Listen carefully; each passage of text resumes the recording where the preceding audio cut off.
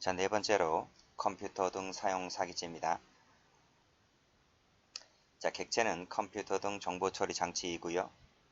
그 다음에 동그라미 1번 허위의 정보 부정한 명령을 입력하는 것. 자, 그 다음 동그라미 2번 권한 없이 정보를 입력하는 것. 이때 정보라고 하는 것은 진실한 정보를 말해요. 진실한 정보.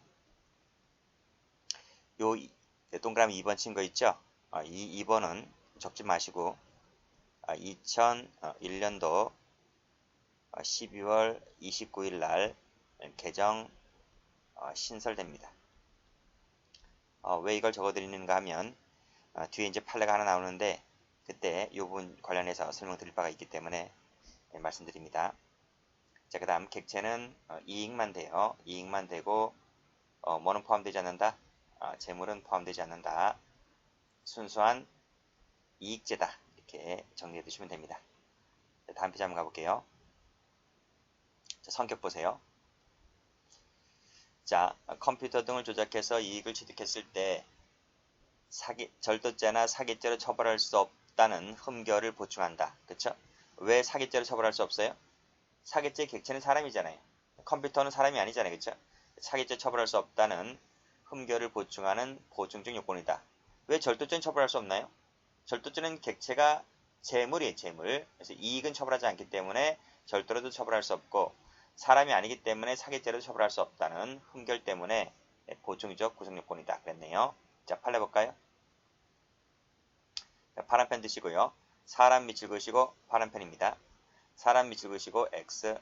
사람에 대한 기망행위나 처분행위 등을 수반하지 않는다. 그래서 사기죄로 처벌할 수 없다는 흠결을 고려해서 신설한 조항이다. 그랬네요. 자, 마지막 줄도 사람의 처분행위가 개지가 됨이 없다 그랬지? 사람 밑을 그으시고 X. X. 그래서 컴사가 신설되었다. 이런 말이에요. 자, 객체 됐고요. 행위는 쭉 읽어보세요. 행위는 쭉 읽어보시는데 여기서 요 밑줄 거는 거 있지? 계좌이체. 이 계좌이체를 색깔칠하세요. 계좌이체란 말 나오면 100% 뭐다? 컴퓨터 사용 사기죄다. 그냥 암기해도 좋아. 아시겠습니까? 100% 예외 없습니다. 판례가 많이 나올 겁니다. 자, 그러면 다시 교재를 놓을까요? 자, 밑에 판에 나와 있지? 별표 칩니다. 갑은 절취한 신용카드로 인출기에 투입하여 50만원 서비스를 받았다. 현금에 대해서 갑의 지책이 뭘까? 이런 말입니다. 자, 다음 페이지 한번 가볼까요? 객체가 뭐라 그랬어요? 객체가 우리 방금 법조문에서 봤잖아요. 그치? 판결문지 보시면 객체가 이익이다. 이익이다. 따라서 절취한 카드로 현금 자동 지급기에서 파란색입니다. 현금 세무. 현금을 인출한 것은 컴사가 된다 안 된다? 컴사가 되지 않는다. 이렇게 보시면 돼요. 왜요? 현금이라고 하는 것은 이퀄 재물이기 때문에 그래요. 재물. 다시 한번 가보시면요. 인출한 현금은 컴사는 되지 않지만 뭐는 가능하다? 절도는 가능하다. 절도는 가능하다. 이 현금은 누구 소유죠? 은행 소유죠. 은행 소유고 은행이 점유하고 있는 거예요. 타인 소유, 타인 점유물이기 때문에 절도가 된다. 이런 논리죠. 은행에 여러분이 예금하는 순간 소유권은 은행에 넘어가요. 여러분 소유가 아니에요. 여러분은 반환 채권을 갖고 있는 거지 소유권은 은행에 넘어갑니다. 자, 다음. 자, 초과 인출 사건 별표 쳐보세요. 자, 가볼게요. 갑은 PC방에 게임을 하러 온 을로부터 농협 카드로 2만원을 인출해오라는 부탁과 함께 자, 2만원이네요. 카드를 건네받은 후에 위 카드를 넣고 권한 없이 인출 금액을 5만원이네요. 입력하여 그 금액을 인출했다. 그리고 2만원 주고 나머지 3만원은 자기가 먹었다. 그랬습니다. 죄책이 뭘까요? 아니 2만원도 돈이고 5만원도 돈이잖아요. 그러면 전부 다 재물이기 때문에 위와 같은 논리로 컴산되지 않고 절도가 되나요? 판례가 그렇게 구성을 했는가? 판례는 이렇게 구성을 했어요. 자, 판례는 자, 지금 두 번째 줄 보시면 위임된 금액을 초과하여 현금을 인출했다. 자, 그래서 이 빨간색으로 네 번째 줄 초과 동그라미 초과된 현금을 인출했다 했을 때 이것을 뭐로 봤다? 비율로 봤다. 비율. 그러니까 5분의 2 플러스 5분의 3이잖아요. 그리고 이 5분의 2는 돌려주었고 5분의 3은 내가 취득을 했다는 거 아니에요? 그쵸? 취득을 했다. 근데 이 취득한 것을 5분의 3에 해당하는 비율을 취득했다. 이렇게 이런 구성을 했어요. 내가 볼 때는 억측이야, 억측. 어쨌든 대법관들이 그렇게 보았다는 거예요. 이 비율을 뭐로 본다? 이익으로 본다. 이익. 재산상 이익으로 보는 것이기 때문에 이때는 뭐가 된다? 컴사가 될 수가 있다. 이런 말입니다. 아시겠죠? 절도죄가 되지 않고 컴사입니다. 다음. 이 판례들이 제일 중요해요. 요 판례와 요 초과 인출 사건. 근데 이 타임명이 요 밑에 사건은 뭐 위에 판례보다는 좀 적게 나오는데 그래도 중요한 판례니까 한번 볼게요. 갑은 인터넷 사이트 정보 주식회사에 을 명의로 접속을 하였다. 그래서 을의 신용 정보를 조회하면서 마치 자신이 을인 것처럼 부정 발급받은 을 명의의 신용카드, 을 명의의 신용카드의 카드 번호와 비밀번호 등을 입력하고 그 사용료 2,000원을 결제했다 그랬어요. 누가? 갑이 그랬어요. 즉 갑은 뭐지? 권한 없는 자죠. 갑이 을 명의 카드를 썼으니까 갑은 뭐다? 권한이 없는 자다. 그쵸? 자, 카드 번호가 몇 자리지? 16자리죠. 4자리, 4자리, 4자리, 4자리, 16자리잖아. 비밀번호 몇 자리? 4자리죠. 총 20자리죠. 20번호. 이거는 진실한 정보인가요? 거짓 정보인가요? 진실한 정보죠. 진실한 정보입니다. 그러면 지금 어떤 일을 한 건가요? 권한이 없는 자가, 그치? 진실한 정보를 입력을 해서 2,000원을 결제했다. 이런 내용이잖아요. 그렇지? 자, 그런데 이것이 지금 판례 번호가 2003년도로 돼 있잖아요. 판례 번호가 판결 나온 것이 대법원 판례 나온 것이 2001년도잖아요. 그러면 적어도 이 갑이 이 행위를 했을 때의 행위시가 언제일 것 같아요? 적어도 2003년도 1월달보다 그 이전이잖아요. 이전. 그 이전인데 2, 3년 전이다. 2, 3년 전. 이 판결이 나오기 2, 3년 전에 갑은 이러한 범죄 행위를 했던 거예요. 이해되시겠어요? 근데 제가 앞에서 뭐라 그랬어요? 자, 조문 보세요. 조문에서 이 부분이야, 이 부분. 이 부분.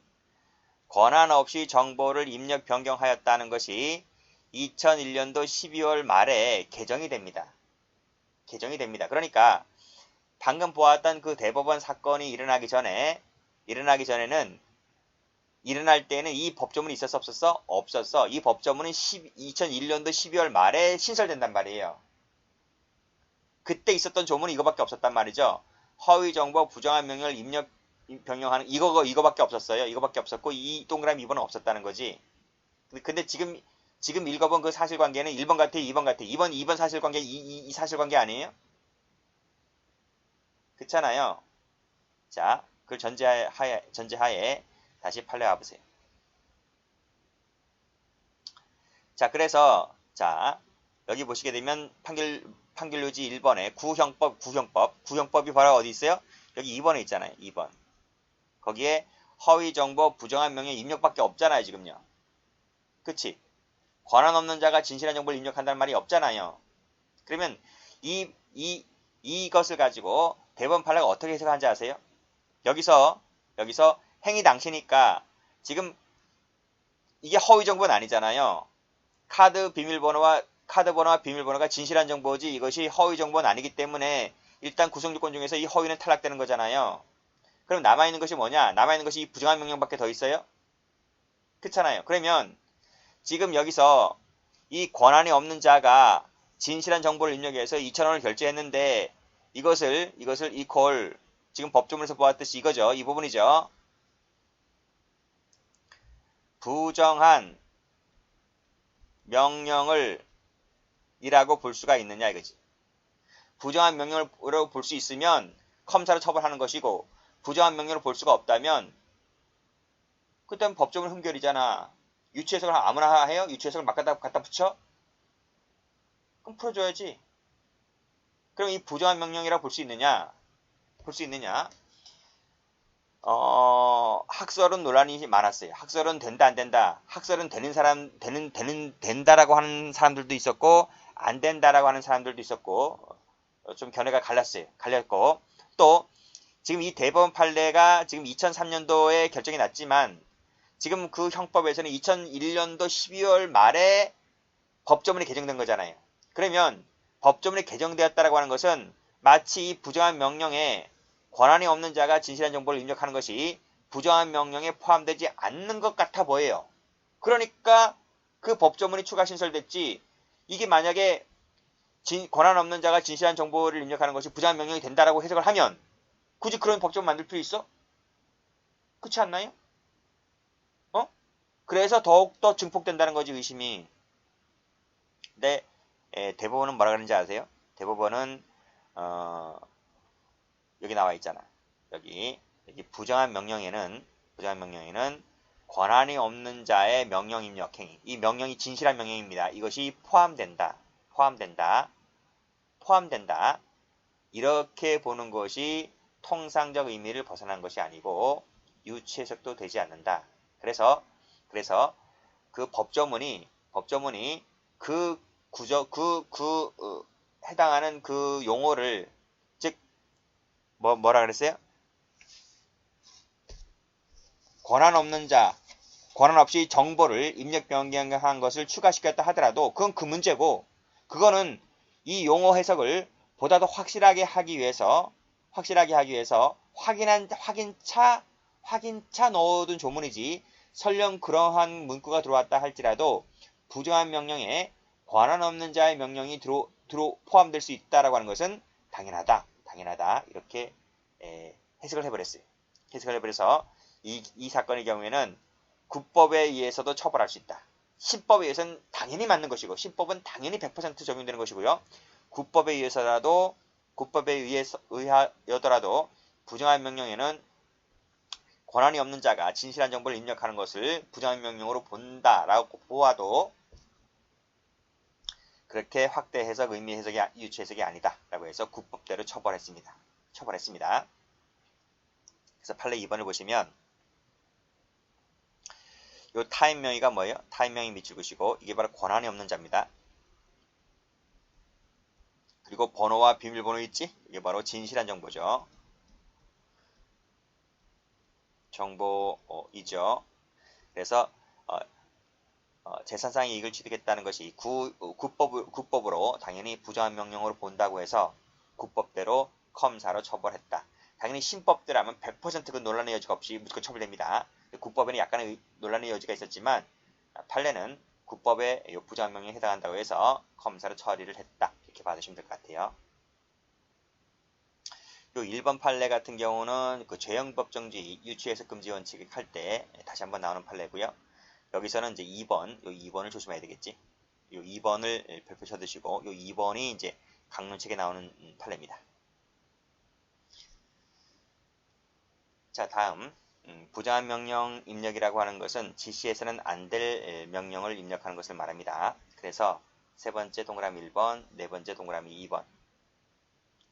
개개의 명령 부정하게 변개 삭게 하는 경우도 되고요.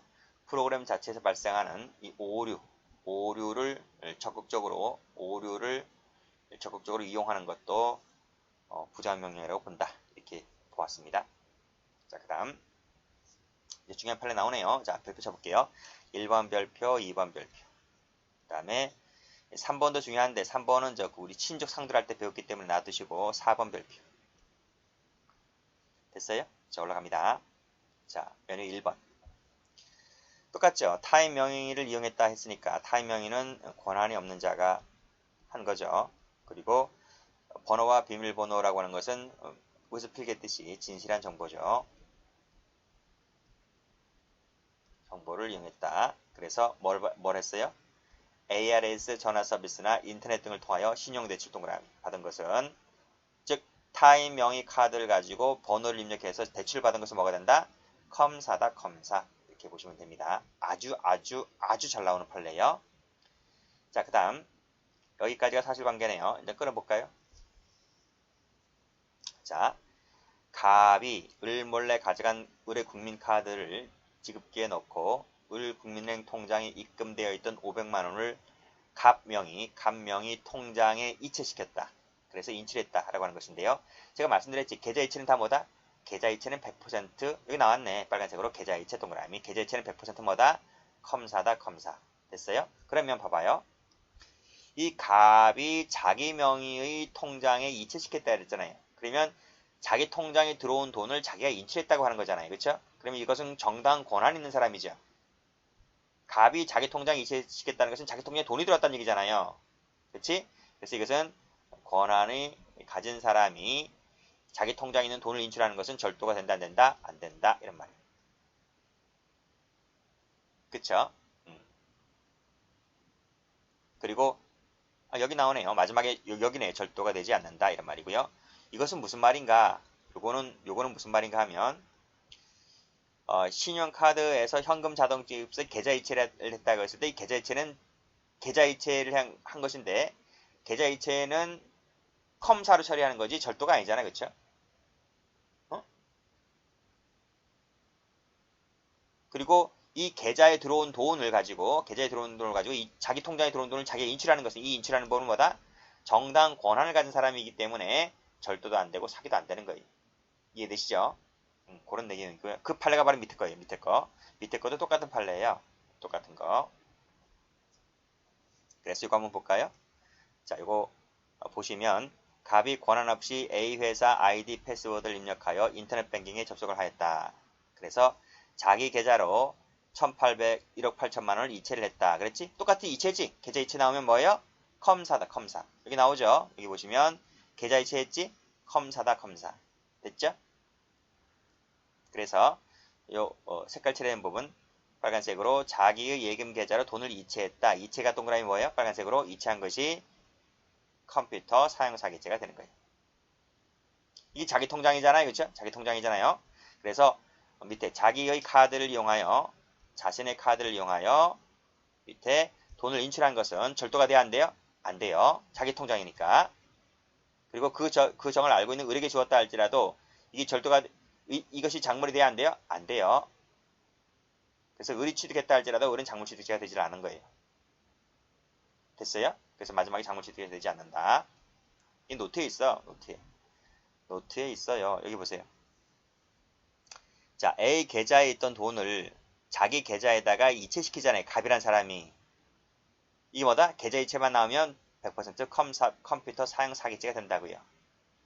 이게 자기 계좌잖아요. 그쵸? 여기 지금 자기 계좌잖아요. 그쵸? 자기 계좌에서 자기가 돈을 인출했어요. 인출기에 가서 인출을 했어요. 이것은 정당 권한 있는 사람이 인출했기 때문에 여기 나오죠. 정당 권한을 가진 사람이 인출했기 때문에 6천을 자기 계좌에서 6천을 인출했다는 거예요. 정당 권한을 가진 사람이기 때문에 이건 절도가 되지도 않고 사기가 되질 않아요. 절도가 되지 않고 사기가 되지 않으니까 결국은 뭐가 안 돼요? 작물이 안 되는 거예요. 이 돈은 이 6천만 원이라고 하는 돈은 컴퓨터 사용 사기죄로 만들어진 돈이지 절도로 만들어진 돈이 아니잖아요. 그런데 작물죄라고 하는 것은 객체가 재물만 돼. 재물만. 작물죄라고 해서는 객체가 재물만 된다고요. 재산상 이익에서는 작물죄가 안 나와요. 컴사는 객체가 재산상의 이익이잖아요. 이익이기 때문에 여기서 작물이 나올 수가 있어요? 작물이 나올 수가 없단 말이에요. 그래서 작물이 안 되는 게 결국은요. 이 돈은 어디서 만드는 돈이니까? 컴사로 만들어진 돈이니까. 결국 그래서 을은 이 돈을 취득했다 할지라도 작물 취득이 안 되는 거예요. 그래서 결국 답은 컴사밖에 안 되고 을은 무죄 이렇게 되는 거예요. 엄청나게 중요한 판례. 다시 오세요. 자, 1억 자기 카드를 사용하여 현금 자동 지급비 6천을 주어서 그 정을 아는 을에게 주었다 했을 때 컴사밖에 안 되고요. 마지막에 작물 취득이 되지 않는다. 그치? 그래서 요거 같은 판례이기 때문에 지금 생각해보니까 3, 4를 바꿔야 되겠네요. 그쵸? 3, 4를 바꾸도록 하겠습니다. 여러분 책 같은 경우는 3번과 4번에 바뀌어져 있을 겁니다. 자, 그 다음에 3번 판례 보시게 되면 친족 상도할 때 배웠죠? 계좌 이체 동그라미 치시고 컴사다 컴사. 근데 피해자가 은행이기 때문에 은행과 손자는 친족 관계가 아니므로 친족 상도를 적용할 수 없고 결국은 컴퓨터 사용 사기죄로 처벌된다. 이렇게 보시면 되겠네요. 됐죠? 자, 다음 페이지입니다. 판례 다 있어요. 판례 여러분 못 본 판례 많을 거예요. 자, 신용카드 가맹점 점주가 동남아 외국인들이 가져온 신용카드가 자 위조카드래요. 위조카드래요. 정당하게 사용되지 않음을 알고 있었음에도 불구하고 아무런 조치도 취하지 아니한 채 카드 단말기에 당해 카드를 결제하였다는 거. 결제하였다. 이게 바로 뭐예요? 이게 바로 컴퓨터 정보 처리 장치에 권한 없이 정보를 입력했다 이거지. 왜냐하면 위조카드니까 위조카드는 뭐지? 권한이 없는 자가 사용한 거죠. 권한이 없는 자가 이 카드를 결제하려면 신용카드를 결제하려면 진실한 정보를 입력해야지 결제가 되는 거예요. 그쵸? 그쵸? 그래서 권한 없는 자가 정보를 입력했다는 것, 구성 요건을 충족시키는 것이기 때문에 컴사로 처벌한다. 이해되시겠어요? 받으시고요. 자, 그 다음 요 판례는 어떤 판례지? 그 앞 페이지에 나와 있었어요. 앞 페이지 보시게 되면 메뉴에 여기 부정한 명령 입력이라고 하는 것은 프로그램 자체에서 발생하는 오류를 적극적으로 이용하는 것도 해당된다. 이 판례입니다. 그래서 6번 판례 가보시면 자 전자 복권 구매 시스템에서 은행 환불 명령을 입력하였다. 이 은행 환불 명령이라고 하는 것이 바로 진실한 정보를 입력한 거죠. 그리고 진실한 정보를 입력한 거예요. 그래야지 환불 명령이 환불이 되잖아요. 진실한 정보 입력하였다 이런 말이에요. 그래서 뭐뭐 1,000원 이하로 되었을 때 입력하면 가상계좌로 복권 구매 요청과 동일한 액수의 가상현금이 입금된다는 프로그램 오류를 이용했다. 오류를 이용하여 1,000원 이하로 만들고 다시 복권 구매 명령을 입력하는 행위를 반복함으로써 계속해서 이것이 자꾸 돈이 들어오게 되는 거죠. 이런 것은 허위의 입력 정보에 해당하지 않는다 할지라도 뭐가 돼? 권한 없는 자가 진실한 정보를 입력했다. 그래서 부정한 명령을 입력했다. 이렇게 보는 거죠. 부정한 명령을 입력했다는 구성요건을 충족하는 것이기 때문에 컴사로 처벌한다. 이런 말이에요. 객체는 이익이잖아요. 이익이기 때문에 파란색으로 현금 세모. 재물이잖아요. 재물. 대출도 현금 대출도 재물이에요. 재물. 두 가지 묶으시고요. 이 두 가지는 객체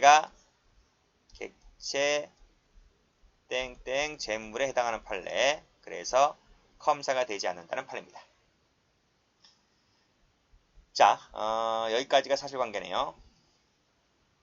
의뢰 휴대전화기를 절취한 갑이 서울과 부천 등에서 절취한 휴대전화기를 사용하여 통화하거나 무선 인터넷을 사용하였다. 그래서 정보 이용료가 54,240원이 나왔는데 이 사실관계를 두고 컴사로 처벌할 수 있을까? 이런 말이에요. 그래요? 근데 쭉 읽어보시면 이런 얘기 나오네요. 휴대전화의 경우에는 사용 시마다 사용자의 정당한 사용 권한인지에 관한 정보를 입력하는 절차가 없다는 등으로 마지막에 파란색으로 휴대전화기 통화 버튼이나 인터넷 버튼을 눌렀다 세모. 눌렀다는 것만으로는 부정한 명령이 이루어졌다고 볼 수가 없다는 거예요. 그래서 컴사가 되지 않는다. 그 이유가 뭐다? 여기 사용자가 정당한 권한인지 아닌지에 관한 입력하는 절차가 없다는 이유. 또 입력된 신호에 대하여 신원 확인 절차를 거치지 않는다는 점 등에 비춰봤을 때 단순히 누르는 것만으로는 본죄가 되지 않는다는 판례입니다. 다음. 자, 기수식이 나왔네요. 이 판례 중요한 판례니까 별표 쳐보시고요. 자, 가보시면 금융기관 직원이네요. 은행 직원이죠. 전산 단말기를 이용하여 다른 공범이 지정한 특정 계좌에 돈이 입금된 것처럼 허위 정보를 입력하는 방법으로 위 계좌에 입금되도록 하여 입금 절차를 완료하였다. 완료 밑줄 그으시고. 그럼 뭐가 돼요? 기수가 되는 거예요. 기수. 근데 그것이 취소가 되어서 인출하지 못했다 할지라도 여전히 빠꾸 후진 없다 했습니다. 기수죠. 기수. 그 이유는 사기죄 할 때 다 말씀드렸어요.